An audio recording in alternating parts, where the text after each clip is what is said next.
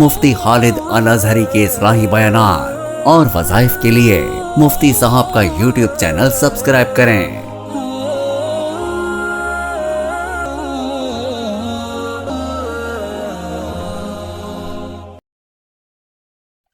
نحمده ونصلي ونسلم على رسوله الكريم اما بعد فاعوذ بالله من الشیطان الرجیم بسم اللہ الرحمن الرحیم۔ معزز سامعین کرام، جادو کا اثر توڑنے کے لیے ایک بہترین عمل، جادو آج کل لوگوں کو ایک آسان ذریعہ مل گیا ہے۔ حالانکہ جادو کرنا، جادو کروانا یہ بندے کو ایمان سے خارج کر دیتا ہے، ایمان ضائع ہو جاتا ہے، لیکن کچھ لوگ اس برے فعل کے اندر مبتلا ہیں۔ پہلے تو یہ دعا ہے کہ اللہ تبارک و تعالی ایسے لوگوں کو ہدایت نصیب فرمائے۔ جادو سے بچنے کے لیے، یا جس پہ جادو سحر ہو چکا ہو، کوئی بھی نام اسے دے دیا جائے، کالا علم کہہ دیں، پیلا کہہ دیں، سفلی کہہ دیں، لیکن بات یہ ہے کہ جادو جادو ہے۔ اگر کسی پہ جادو ہوا ہے تو جادو کا توڑ کرنے کے لیے سب سے آسان اور بہترین عمل قرآن کریم کی آیات سے ہے، جن کے ذریعے سے اس جادو کا توڑ ہو جاتا ہے۔ عمل کرنا مشکل نہیں ہے، لیکن اصل بات جو ہے، کوئی بھی عمل کرنا ہو، جیسے میں پہلے بھی کئی بار عرض کر چکا ہوں کہ وظیفہ جو ہے یہ اللہ کی طرف رجوع ہے۔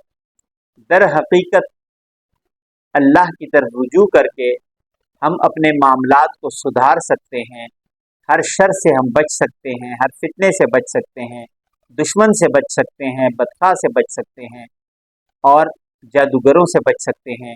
اس لیے کہ جائے پناہ صرف اور صرف اللہ تبارک و تعالیٰ کی رحمت میں ہے۔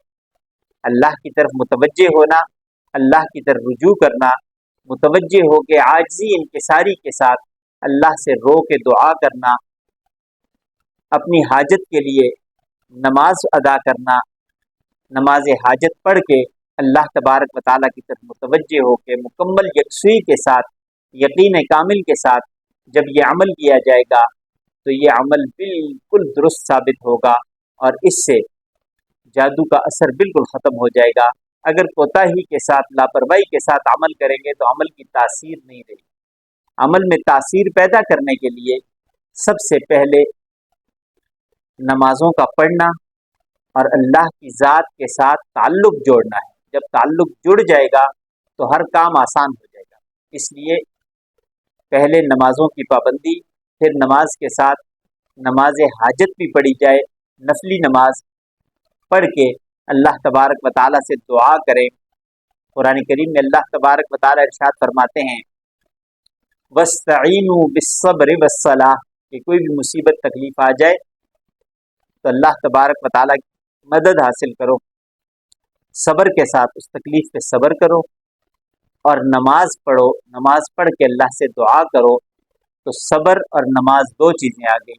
صبر والوں کے لیے تو اللہ تبارک و تعالیٰ قرآن کریم میں فرماتے ہیں ان اللہ مع الصابرین، جو صبر کرتا ہے اللہ اس کے ساتھ ہے۔ اور دوسری چیز یہ کہ فرمایا نماز پڑھو، اور نماز کے ساتھ فرمایا ادعونی استجب لکم، مجھ سے مانگو میں تمہاری دعاؤں کو قبول کرتا ہوں۔ تو صبر کریں آنے والی مصیبتوں پہ، اور اللہ تبارک و تعالیٰ کی طرف متوجہ ہوں نماز کے ذریعے، اس لیے کہ اللہ نماز کی کیفیت میں سب سے زیادہ قریب ہوتا ہے۔ اور اس کے بعد اللہ سے مانگا جائے، مانگنے کے طریقے ہیں، ان میں وظائف بھی ہیں۔ تو یہ وظیفہ سحر اور جادو سے بچنے کے لیے، اس کے اثر کو ختم کرنے کے لیے معوذتین کا پڑھنا ہے۔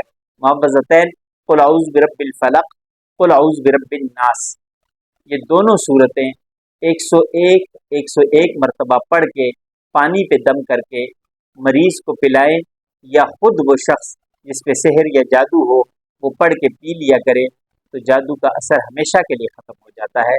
اس لیے اس چیز میں احتیاط کریں، اور خاص طور پہ جو شرائط بتائی ہیں ان شرائط کے ساتھ وظیفہ کریں، تو اللہ تبارک و تعالیٰ انشاءاللہ العزیز ہر شر سے، جادو سے، فتنوں سے حفاظت فرمائیں گے۔ آخر دعوانا الحمدللہ۔